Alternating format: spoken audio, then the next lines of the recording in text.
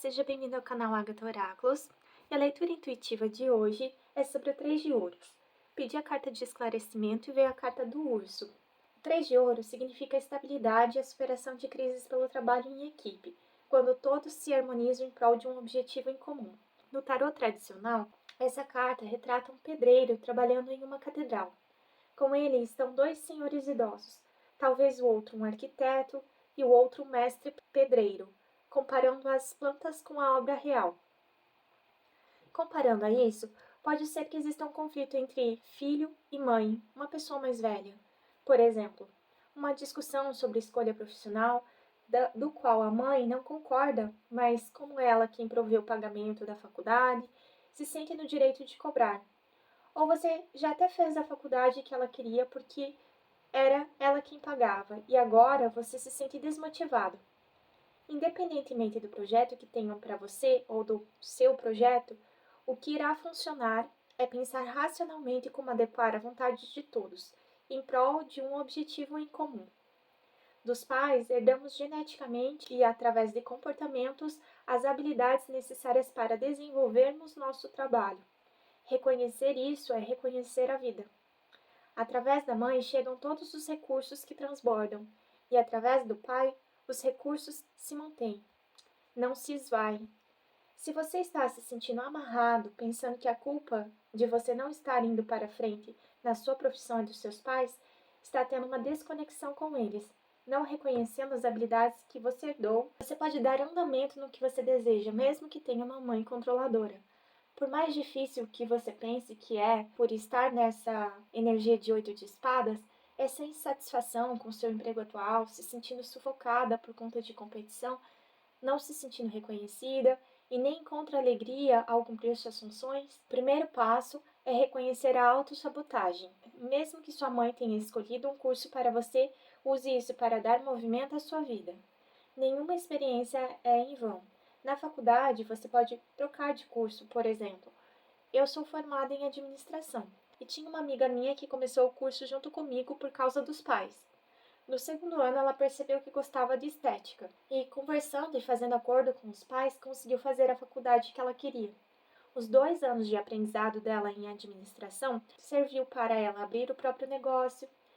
Mesmo que não tenha se formado nisso, conheceu pessoas e fez network. Eu vou ler para vocês o conselho dos relacionamentos amorosos. Renuncie à competição. Em certas famílias, há muitas relações envolvidas em jogos de competição, seja entre a mãe, o pai, os avós ou entre irmãos. Viver isso pode ter feito você adquirir a visão de que se relacionar é competir. Há sempre alguém que ganha enquanto alguém irá perder. Porém, na relação a dois, ninguém está competindo. Ambos se encontram para compartilhar o amor. E se ainda persistem em sua vida esses jogos antigos que te fazem sentir ferido para reagir e contra-atacar, é necessário desistir da competição e parar de jogar. A escolha está em suas mãos e o esforço maior, portanto, é perceber o que o amor deseja te ensinar nessa situação. Desisto de ver o outro como um inimigo a ser derrotado. Aprendo a colocar limites, abrindo um espaço de paz em mim mesmo. Saio definitivamente do jogo, me abro para perceber como posso colaborar para que a paz se estabeleça. Se não for possível, somente aguardo.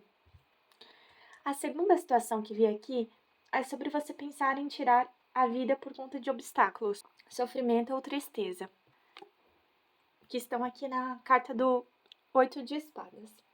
Pode ter alguém em sua vida muito difícil de lidar e algumas vezes você pensa que se sente amarrada, como se não tivesse opções de sair dessa situação. Eu vou ler para vocês uma parte do livro A Simetria Oculta do Amor. Quem está olhando para ele com tanto ódio e sensação de triunfo? Ela respondeu que sua mãe. No transcorrer da sessão, ela foi concatenando aos poucos suas lembranças e descobriu-se que a mãe engravidara durante um caso com o irmão do marido. De modo que o homem que ela supunha seu tio era na verdade seu pai, e o homem que ela supunha seu pai era seu tio.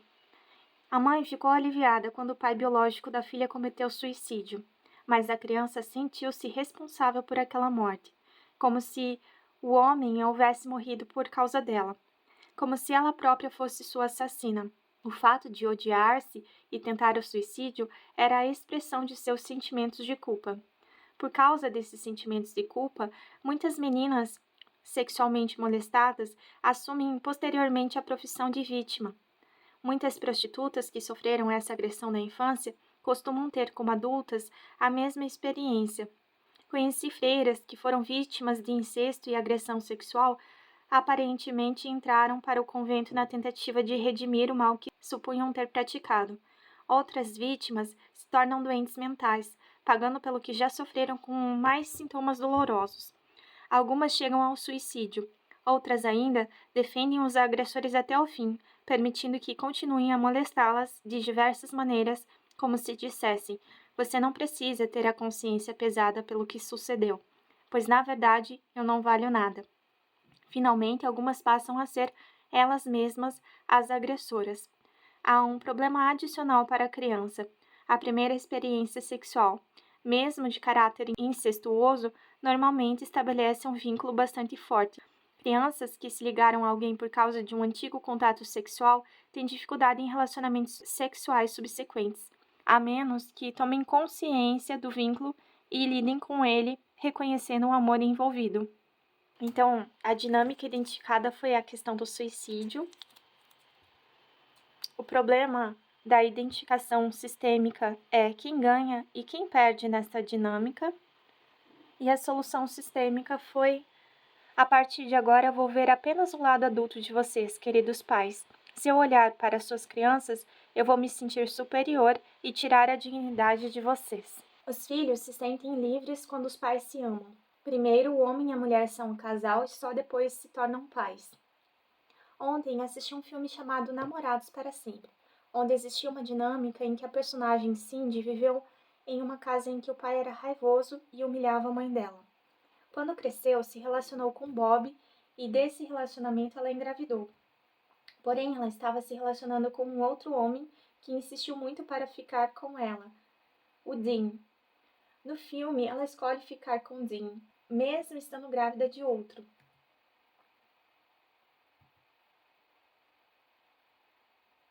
Uma possibilidade sistêmica de explicação do porquê ela se separou do antigo namorado é quando uma mulher escolhe um parceiro porque necessita de um pai melhor para si, por considerar o pai ruim.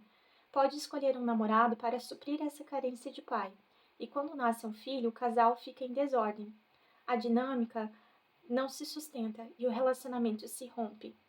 Ao se relacionar com outro parceiro e ele assumir o relacionamento com ela e a paternidade, inclusive batendo no pai da criança numa competição pela Cindy, existe uma desordem sistêmica.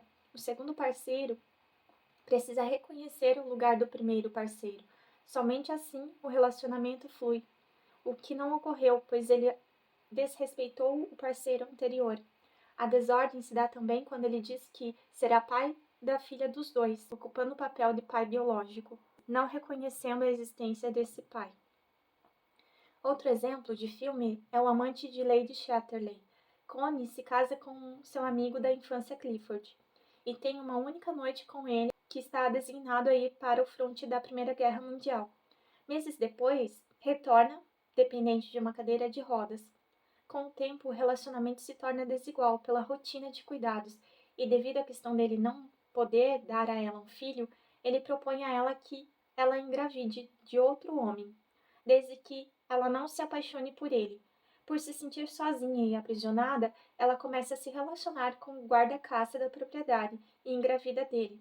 O marido, quando descobre, se sente traído e humilhado pelo amante não ter a mesma classe social. Bert Hellinger notou em suas práticas de constelação familiar que se o marido não pode ter filhos e a mulher se deita com outro homem ou faz inseminação artificial para engravidar, ela não está aceitando o marido tal como é, o que prejudica o relacionamento. Se não aceitar as limitações da parceria, sofrerá as consequências de uma separação. A carta de conselho foi a carta do carro.